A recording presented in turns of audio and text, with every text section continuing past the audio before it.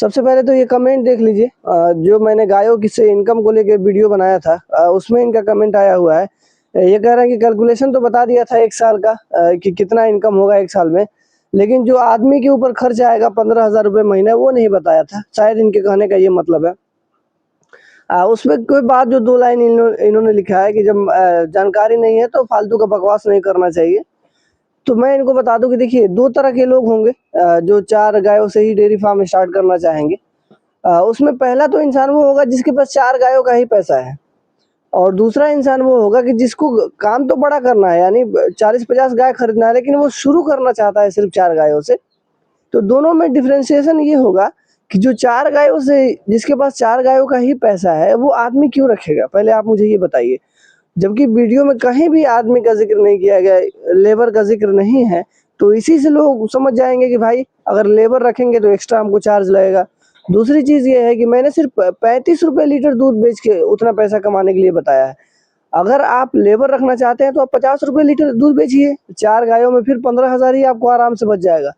जो 115 रुपये लीटर जो आपके दूध का पैसा बढ़ रहा है, इससे आपका लेबर चार्ज हो जाएगा।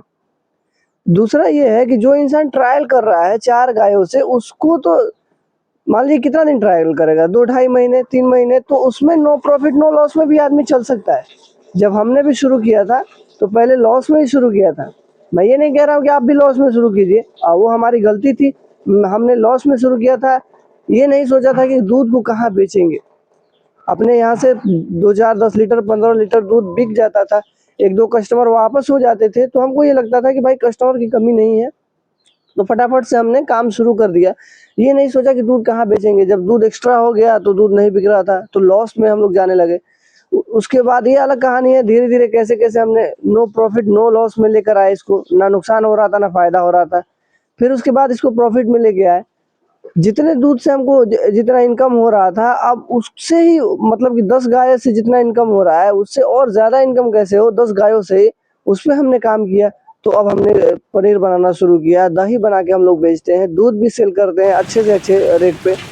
तो हाथ पे हाथ रख के बैठेंगे, आप सोचेंगे कि बहुत करोड़पति बन जाए, तो ऐसा तो होता नहीं है। सफलता को भाई मेहनत तो चाहिए। तो अगर आप डेयरी फार्म शुरू कर रहे हैं तो शुरुआती नो प्रॉफिट नो लॉस में भी हो तो अच्छे से अच्छे रेट में दूध बेचने की कोशिश कीजिए। उससे अगर कोशिश कीजिए कि आपका पनीर बिक जाए, आपसे दही बिक जाए, अगर आप घी बना के बेच सकते हैं, तब तो जाके आपको प्रॉफिट होगा। लेकिन जिसको बड़े लेवल पे करना है, वो सिर्फ दूध बेच के भी कमा सकता है। और 4 गाय रखने के लिए कोई लेबर की जरूरत नहीं है। अकेला इंसान भी, जिसके पास 4 गाय का पैसा है, उसको लेबर क्या क्या करेगा लेबर? वो अगर वो 4 गाय नहीं खरीदेगा तो खुद किसी के पास जाके लेबर ही करेगा।